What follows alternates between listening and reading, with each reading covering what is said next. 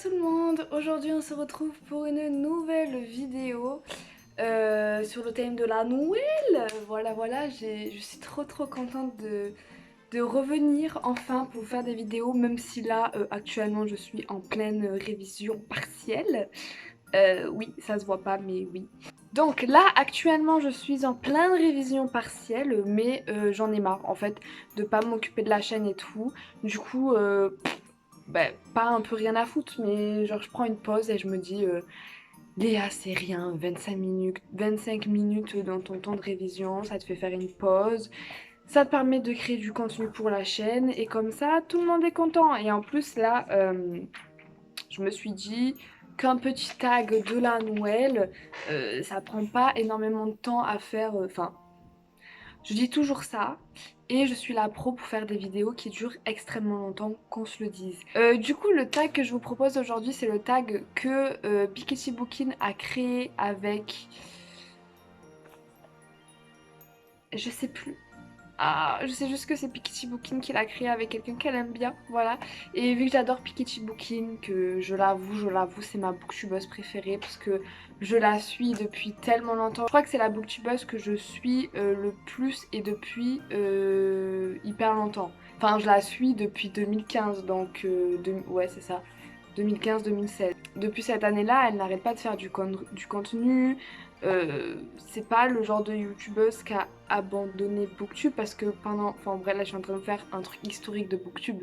Mais pendant les années 2015-2016, Booktube c'était vraiment tout un univers. C'était... Il y avait vraiment pas beaucoup de booktubeurs et booktubeuses. Il y avait pratiquement pas de booktubeurs, je crois. Et c'était les plus connus en fait. Il y avait Bulldop, euh, Moody, etc. C'était vraiment les plus connus et maintenant, bah, il y en a qui font plus trop de contenu, quoi. Voilà, elles ont évolué dans autre chose. Et puis Kitty Bookin, j'ai toujours aimé ce qu'elle faisait. Enfin bref. Pour vous dire que je reprends son tag et je suis très contente de le reprendre.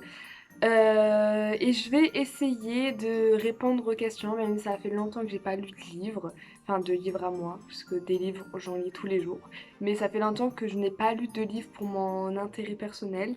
Ça va bientôt reprendre. Je languis. Du coup, on va arrêter de papoter pour ne rien dire. Et on va commencer le tag de la Noël parce que c'est bientôt la Noël. Voilà. Première question. D'ailleurs, n'hésitez pas à faire le tag également. Et d'ailleurs, à la fin du tag, je vais taguer quelques personnes que j'aime bien et que j'aimerais bien qu'ils reprennent le tag. Quel livre aimeriez-vous voir sous le sapin? Alors, j'en ai mis deux. Il y a le Harry Potter dans les éditions Minalima.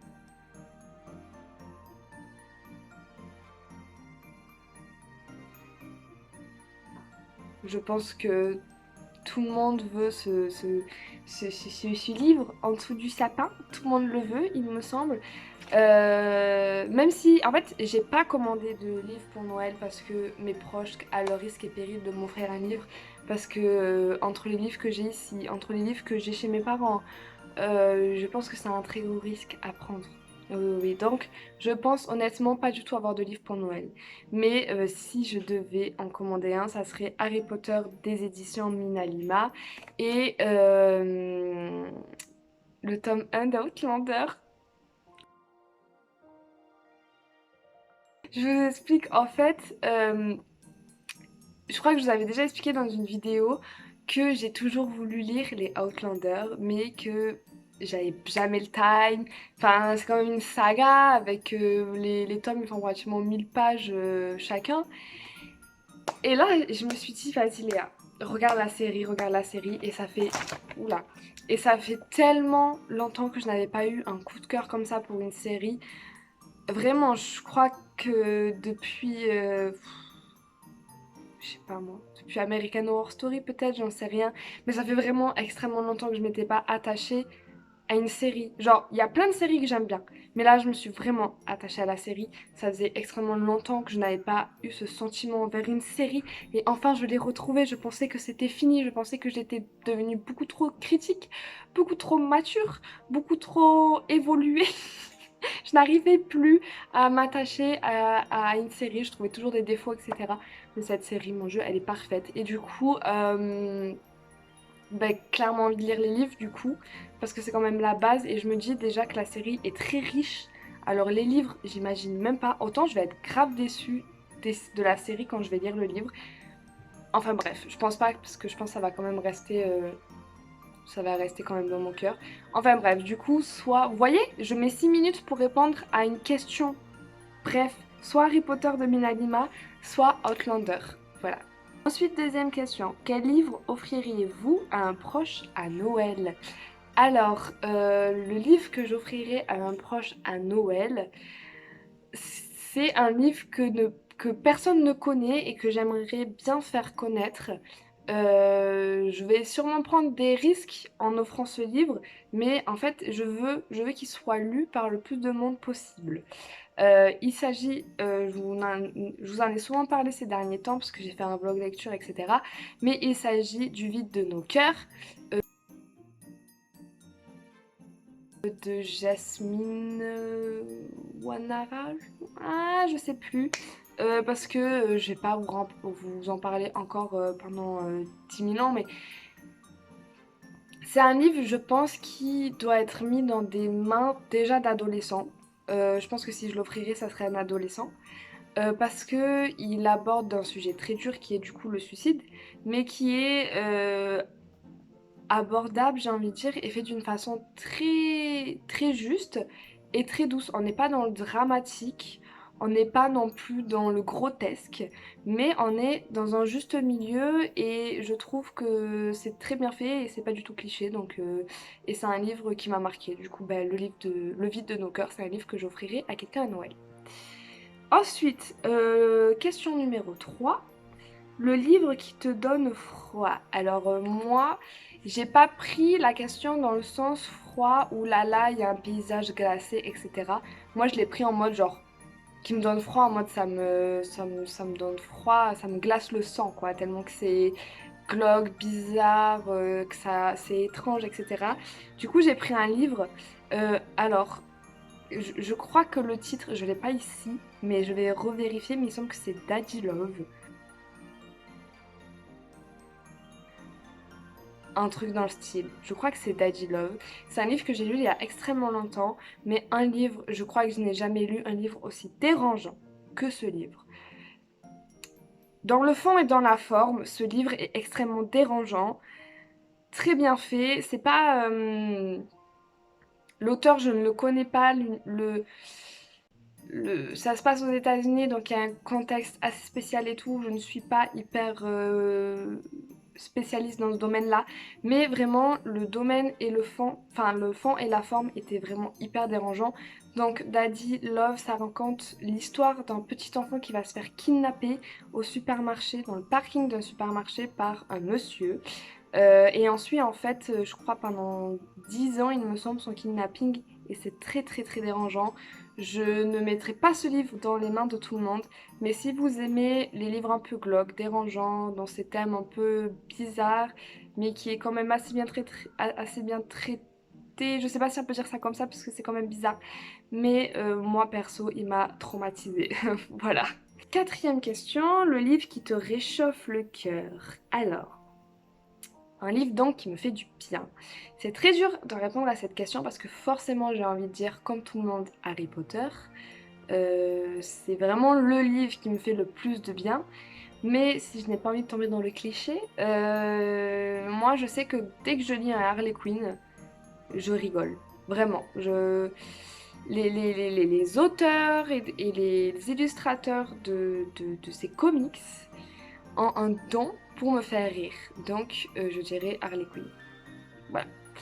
Ensuite, le personnage avec qui tu te blottirais bien sous la couette. On le sait tous. Ce n'est plus un secret. J'y crois que j'ai même pas besoin de le révéler. Kiff de Gardien des Cités Perdues. Forcément. Alors, c'est pas mon style de mec. Physiquement parlant, blond aux yeux bleus, c'est pas mon trip.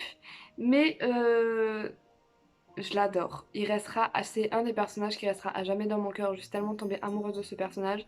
Après, je suis tombée amoureuse, je suis pas vraiment tombée amoureuse de beaucoup de personnages dans ma vie, mis à part quand j'étais adolescente et innocente, genre par exemple Hardin de After.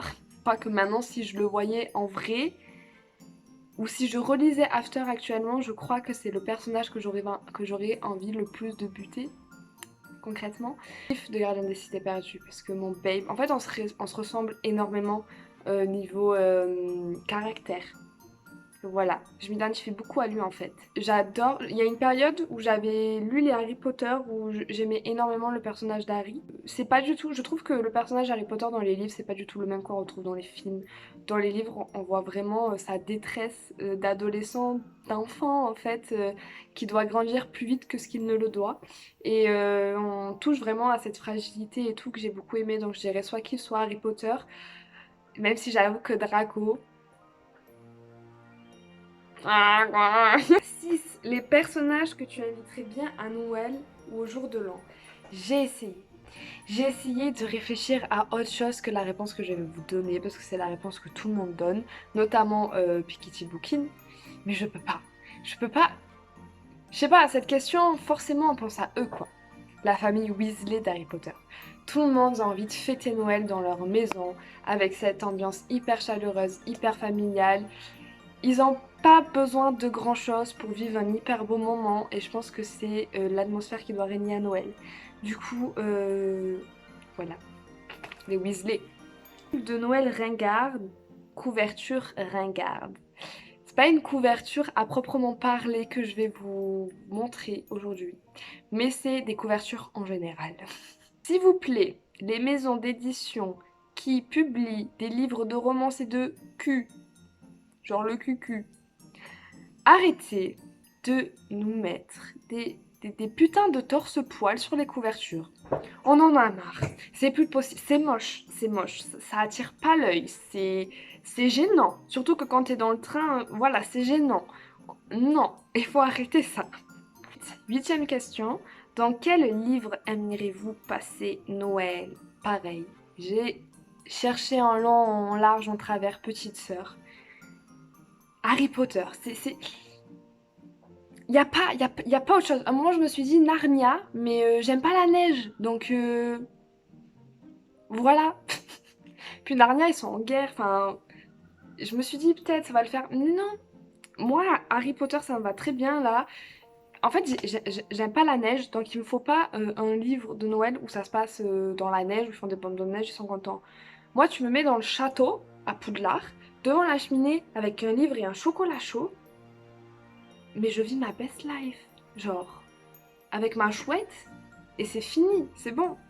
Quel livre de Noël tu aimerais voir adapté en film ou en série?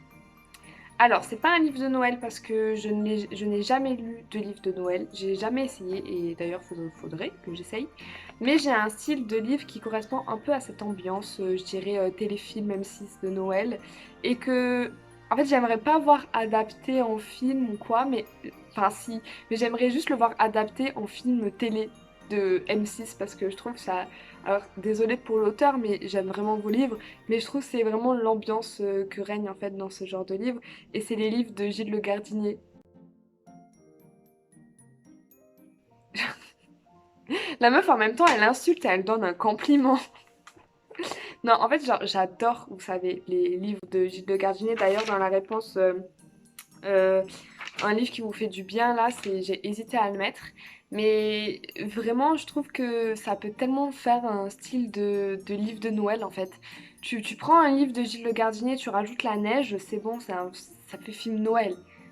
Voilà, et j'aimerais bien avoir ça adapté en film de Noël. 10e question, un livre qui te fait retrouver ton âme d'enfance. Alice au pays des merveilles.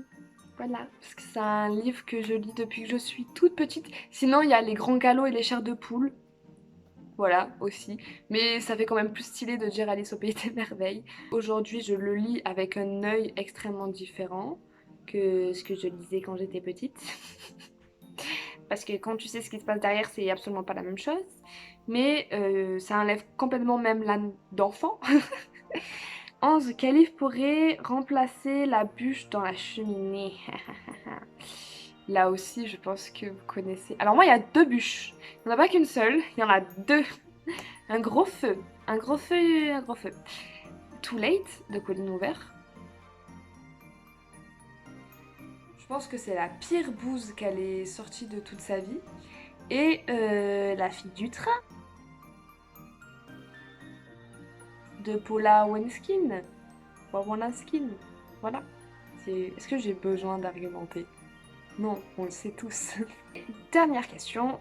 Pour décorer le sapin, le plus beau livre de ta bibliothèque. Alors ici, dans mon appartement de 25 mètres carrés, je n'ai pas énormément de beaux livres parce que je les laisse dans ma grande bibliothèque que j'ai chez mes parents. Et chez mes parents, j'ai essentiellement des anciens livres en fait que je trouve très très très beaux et je pense qu'un jour je ferai une vidéo dessus. Mais je pense que le plus beau livre que j'ai dans ma bibliothèque, ben, en fait tout le monde va répondre un peu la même chose je pense, mais c'est quand même mes livres de Benjamin Lacombe. Je pense pas qu'on peut rivaliser avec cet illustrateur qui est genre un dieu, euh, un dieu sur terre. Clairement, c'est un génie. C'est un génie. Voilà, je peux pas dire plus vraiment. Le travail de cet auteur, de cet illustrateur est magnifique. Voilà, c'est la fin de cette vidéo. J'espère qu'elle vous aura plu. Vous n'hésitez pas aussi à répondre aux tags en vidéo ou alors en commentaire, ça me ferait extrêmement plaisir.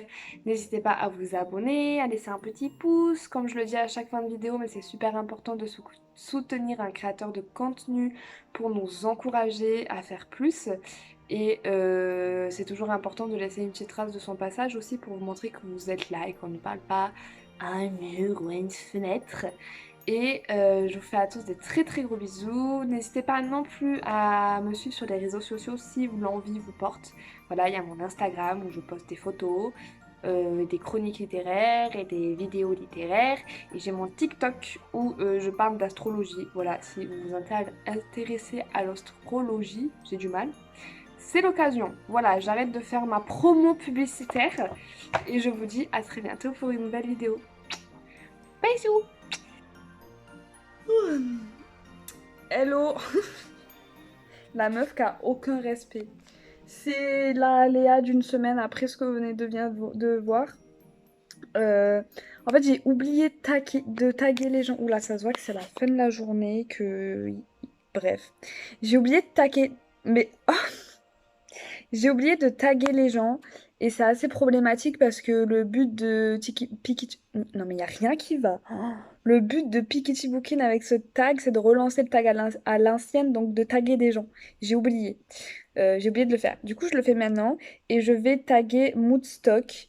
J'espère que c'est comme ça que se dit son pseudo, mais je crois qu'il n'y a pas 10 000 solutions possibles. Du coup, je tag Moodstock parce que c'est une youtubeuse que j'aime bien regarder. Et je sais qu'elle suit mes vidéos et qu'elle commente tout le temps mes vidéos. Et je la remercie vraiment, vraiment, vraiment pour ça. Du coup, voilà, je te tag. Donc, j'attends de voir ta vidéo sur le tag de Noël. Voilà. Bisous.